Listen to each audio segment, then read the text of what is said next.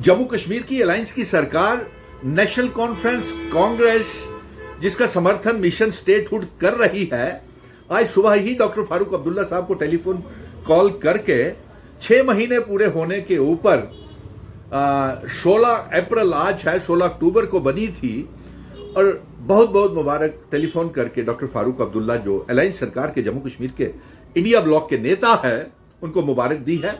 और इसके साथ साथ चीफ मिनिस्टर उमर अब्दुल्ला साहब आपको भी 6 महीने का समय पूरा होने के लिए आपको बड़ी बड़ी मुबारकबाद।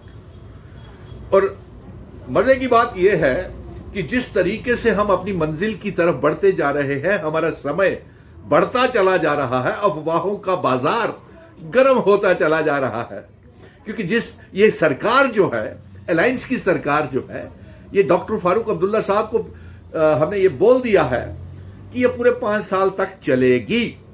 और जो अफवाहों का बाजार गर्म किया जा रहा है कि ये सरकार 8 से 10, 10 से 18 एमएलए टूट रहे हैं, तो हॉर्स ट्रेडिंग करने की कोशिश कर रही है भारतीय जनता पार्टी, या दबाव बनाने की कोशिश कर रही है नेशनल कॉन्फ्रेंस से कि किसी ना किसी तरीके से भारतीय जनता का पार्टी का गठबंधन जो है वो नेशनल कॉन्फ्रेंस के साथ हो जाए। लेकिन ऐसा बिल्कुल नहीं होगा। नेशनल कॉन्फ्रेंस बिल्कुल कोई भी एमएलए टूटने वाला नहीं है। ये सरकार, अलायंस की सरकार पूरे 5 साल तक चलेगी।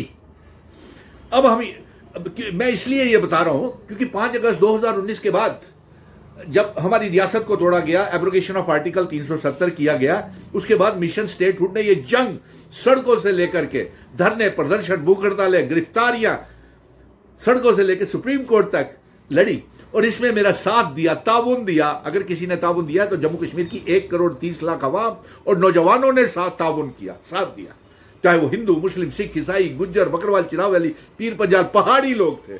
मैं ये पूछना चाहता हूं, तब ये अपनी पार्टी पीडीपी, पीसी और डीएपी जो आजाद की पार्टी है, पीडीपी, ये कहां छुप करके बैठे हुए थे?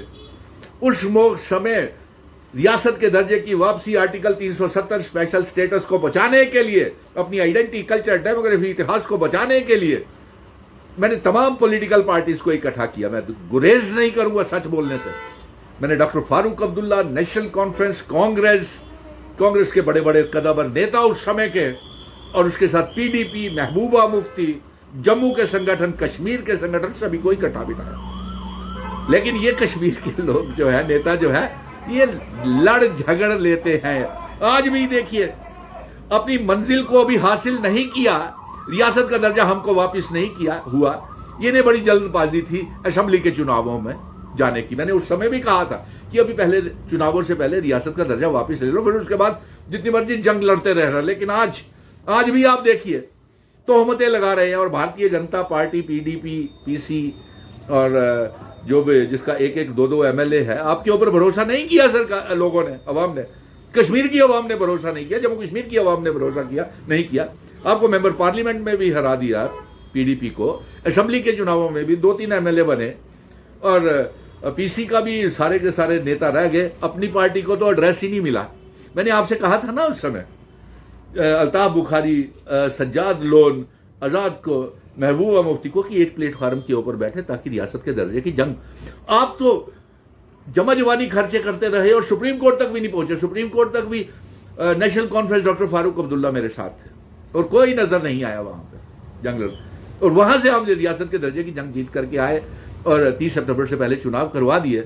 आज उस चुनावों के बाद 6 महीने हो गए, सरकार चल रही है, लेकिन आज भी इल्जाम लगा रही है ये PDP, PC, Bharatiya Janata party, Kashmir के छुटपुट नेता लोग कि ये सरकार टूट रही है। 10 एमएलए बिक रहे हैं, 18 एमएलए बिक रहे हैं, कोई एमएलए नहीं बिक रहा। और मोहरा इसमें बना दिया सारे खेल का मेंबर पार्लियामेंट नेशनल कॉन्फ्रेंस के आगा राहुल्ला मेहंदी को। अब आगा राहुल्ला मेहंदी, आप क्यों, आप बताइए, आपकी क्या कंट्रीब्यूशन है? मैं तमाम जिनके नाम गिनाए हैं, आपकी क्या कंट्रीब्यूशन है 5 अगस्त 2019 के बाद रियासत के दर्जे की वापसी के लिए? आप कहां छुप करके बैठे हुए थे? आप बता दीजिए। पीपल्स कॉन्फ्रेंस बता दे, पीडीपी बता दे, और कांग्रेस का तो खैर कोई बात नहीं, वो तो अलायंस का हिस्सा है। और जो एमएलए, कौन से एमएलए टूट रहे हैं? अगर अल्लाह बता दे। तो जिस पार्टी ने तेरे को मेंबर पार्लियामेंट बनाया उसी के आगे तू रास्ते में रोड़े अटका रहा है, कभी रिजर्वेशन को लेकर के, कभी वक्फ बिल को लेकर के, कभी रियासत के दर्जे को लेकर के।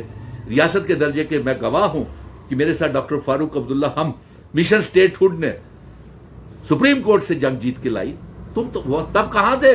अगर अल्लाह तब कहां थे जब वक्फ के बिल की सुप्रीम कोर्ट ने पटिशन भी दायर कर दी है, एनसी ने भी की है, हमने भी उसका पूरा समर्थन करते हैं। मिशन स्टेटहुड आउटराइटली रिजेक्ट कर रहा है।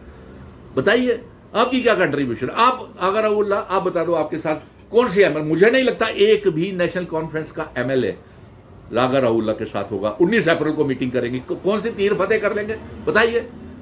अब पीडीपी के इशारों के ऊपर आप नाच रहे हैं। भारतीय जनता पार्टी के साथ कोई क्या हॉर्स ट्रेडिंग हो गई है क्या आपकी? अगर राउल्ला, हमें तो कुछ ऐसा ही लग रहा है कि आगे ही भारतीय जनता पार्टी बेताब बैठी हुई है कि नेशनल कॉन्फ्रेंस किसी ना किसी तरीके से भारतीय जनता पार्टी के पास साथ गठबंधन करे। डॉक्टर फारूक अब्दुल्ला नहीं करना चाहते हैं, कोई समझौता नहीं करना चाहते हैं, तो फिर आप इसमें क्यों मजबूर कर रहे हैं? अपनी ही पार्टी को कमजोर कर रहे हैं।